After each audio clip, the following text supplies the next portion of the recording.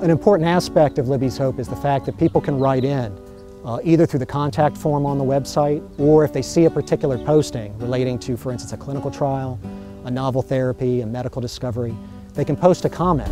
And what we try to do is, I try to follow a 48-hour rule, where if the person writes in, we try to respond within 48 hours to whatever their inquiry is.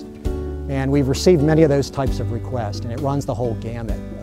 Everything from clinical trials. People have a lot of questions about, should I be in a clinical trial? If I'm in a clinical trial, should it be an ovarian cancer trial? Should it be a solid tumor trial? A lot of very detailed questions that they have. They also want to know, for instance, with clinical trials, you have to be careful because if you're going to use a series of clinical trial drugs, sometimes enrollment in one trial will disqualify you for another trial.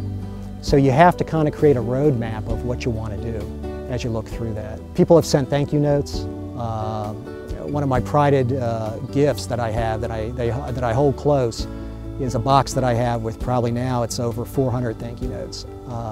Just thanking us for providing this information in an easy to understand format, and also for just taking the time. And I think when you see that, what happens is something that became an information necessity when I was working with Libby and her husband turned in, for me at least, a personal calling.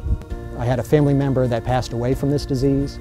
I've had, as all of us have had, many family members, relatives affected by cancer, friends and their families.